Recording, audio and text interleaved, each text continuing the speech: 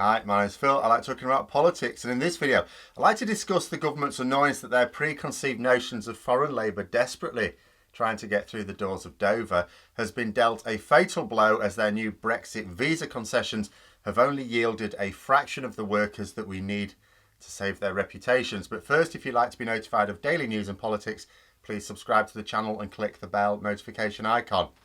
So when it comes to the Brexit-fuelled critical shortage of lorry drivers, if you pardon the expression, in Britain, there have been two stories in the news this week that should cause a population with any sense of self-interest as well as self-awareness to demand answers of the government. Sadly, the media is a little bit too busy distracting them with a juggling act by and large. The first one was related to the Brexit visas that Priti Patel was forced to issue in order to get some workers into our collapsing supply chain.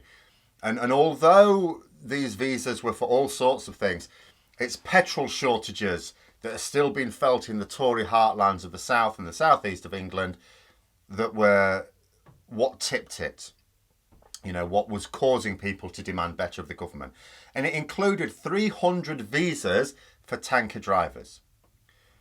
27 drivers were reported to have applied for these visas, which is less than 10% of what we needed, or more specifically, what was issued. Because I wouldn't be at all surprised to learn that we probably need more than 300. You know, as many people have pointed out, 27, that's one per EU member state. Literally. You know, when I saw the news, at first I didn't pay any attention to it because I just thought it was a spoof. Oh yeah, very funny. Yeah, got 27. Very good. Almost like some drivers in the EU decided to troll us with this number.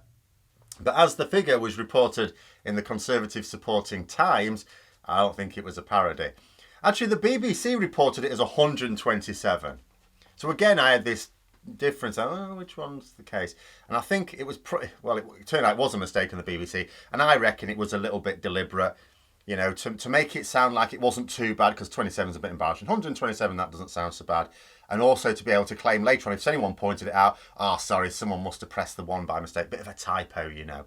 To avoid accusations of deliberately misleading the public. You know, like when they edited Boris Johnson's Remembrance Day 2019 disrespectful performance by cutting in footage from previous years and then trying to claim, oh, sorry, it was a bit of an editing mistake.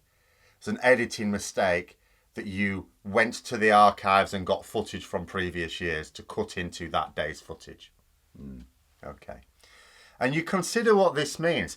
If we issued 300 visas, specifically for tanker drivers, more than that for lorry drivers, 300 visas for tanker drivers, you can bet that we need at least that many. And I mean need. Not could benefit from, but need in order to prevent the crisis worsening. Priti Patel, the Home Secretary, was dead against these visas. She pushed back against issuing them for months. She was only forced into it when Boris Johnson got tired of all the headlines telling him how he was failing instead of saying how great he was. Even the Express was raising a quizzical eyebrow. So without knowing anything else, it's clear we need 300 tanker drivers extra, or else petrol distribution problems are expected to be an issue for the rest of the year at least. You know, remember, panic buying of fuel aside, what triggered this crisis was a genuine shortage. It was petrol stations in the south of England, not throughout the south of England, but petrol stations in the south of England actually having to close because they'd run out of fuel due to a shortage of tanker drivers. That happened. That was before that's what triggered the panic. And it is clearly expected to happen again without an intervention. Otherwise, why would we have issued the visas? You know, we can't just keep using the army to sort out gaps in civilian capacity forever. That's assuming we even have enough on the job now to deal with the problem in the short term. If 300 were needed and we only got 27 applying, and applying doesn't mean they'd be accepted either, then that means the government's plan to simply open the migrant labour tap has failed. Because that's what this was for them. I've said for a while now, it is sometimes hard to tell when a minister is genuinely ignorant, because they don't say a lot of ignorant things, or just pretending to be so. It's been long said of Brexit in the Conservative Party that some MPs are genuinely mad, but some are only pretending. But there are some in the party who genuinely hold this belief, that Britain is seen around the world as being so brilliant that there are thousands of people on any one particular day beating on our doors as trying to get in. The inflated stories in the press make some people think we have this huge influx of asylum seekers and other would-be immigrants. You know, when you compare the levels of migration into the UK from various sources as compared to similar countries, it's not actually very high at all. Of course it isn't. We're an island in the North Sea. But the inflated nature of these stories in the media makes people believe that somehow we're a magnet. And a lot of people all over the world, you know, they must think that our country is this great place to live in. So of course, why wouldn't they want to come here? That's what they think. They think to themselves, Britain's brilliant. I think Britain's brilliant. So of course, lots of other people are going to think it's brilliant and would like to come here too. And it all feeds into this concept of the hordes at the gates trying to get in. You know, good old Priti Patel for barring them shut. You know, she boasted about ending freedom of movement again this week to her party conference to rapturous applause. So you can imagine that some people think, you know, that this thinking feeds their narrative that, well, of course there's all these people trying to get in. So we can, that's fine. We can adjust it. We can accept the fact that maybe we tightened the migration controls a bit too tightly. We'll just ease it off a little bit. Oh, we need 300 tanker drivers. Yeah, we'll just issue visas for 300 tanker drivers. That's fine. That's not uncontrolled immigration. And then we just ease it like that, and the 300 tanker drivers come in, and then that's fine. We're grand. Thank you very much. You know, and that will just deal with the problem. So they probably can't understand the concept that only 27 would even apply. They probably expected thousands. You know, but what about these thousands we keep reading about who are trying to get into the country? Some of them must be tanker drivers. I saw a report that the government were annoyed about this, only getting 27. I'll bet they were. I bet it took officials all morning to explain to ministers how it's possible that EU drivers largely didn't want to come here at all.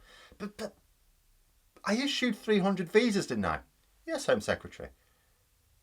But we don't have 300 drivers. No, Home Secretary, 27 applied. I don't understand. I don't get it. I said you could have 300. Yeah, but we can't find 300 who want to come here. What do you mean? I don't understand. And it would have gone like that for hours, I'm sure. You know, Brexit makes no sense if people aren't desperate to come to Britain after all. So what now? If we needed those 300 visas to be taken up, and there's zero chance we were being generous with them, then what happens now that we don't have them? We can wait to find out, of course. But then there was another report. This one was regarding the HGV driver situation in general. So we've already run through a few government plans for dealing with this that don't deal with it. You know, the government have tried to work on plans to qualify unskilled drivers by chopping bits out of the test. They've tried to force examiners to test more people a day. That looks like that might result in some strike action, so that's backfired. Asking Germans who qualified before a certain date if they wouldn't mind driving a delivery truck. Yes, we know you've never driven a truck, but would you mind? They've asked paramedics and firefighters to give up their life-saving work, also in a sector with a desperate shortage of workers, to ferry bread and baked beans around the country. The latest is a load of letters sent to undocumented migrants who have HGV licenses, absolutely qualified, telling them that their valuable skills and experience have never been more needed than they are now. Actual quote. So at the time that Priti Patel was shouting at the Tory conference that she was going to personally kick out every what she called illegal immigrant out of the country, her colleagues in the Department for Transport were sending them letters saying how great it was that they were here, what a stroke of luck, and would you mind driving some lorries for us, sorting out our mess. The government have since said that these letters were sent in error. I bet they did, but were they? See, on the one hand, it is possible, you know, that they've been sending letters to anyone who might actually be able to drive any vehicle capable of delivering food and other essentials. They're that desperate. But it is also possible that ministers said something like, leave no stone unturned, and that officials have read that as write letters to anyone who is qualified, and that ministers didn't actually intend this. Doesn't really matter, because what this again highlights is just how desperate the situation is. It really doesn't matter whether this latest batch of letters was sent with the knowledge of a minister who just doesn't want to admit it, because what they're admitting to is begging undocumented migrants, that means people who don't have a legal right to work in this country, to work in this country. Or because an official did it with a broad instruction from the minister, it just shows that they are scraping the bottom of the barrel in order to try and deal with what they might now recognise as a serious problem. Either way, if someone doesn't currently have the right to work in Britain and they are being written to by the government to encourage them to take up paid work, then there's definitely a basic issue of competence here. Of course, the government could just issue these people with the documentation needed to work. Indeed, why wouldn't they? You know, we're desperate. We're so desperate the government are writing to people that they know have an extremely low chance of accepting the offer.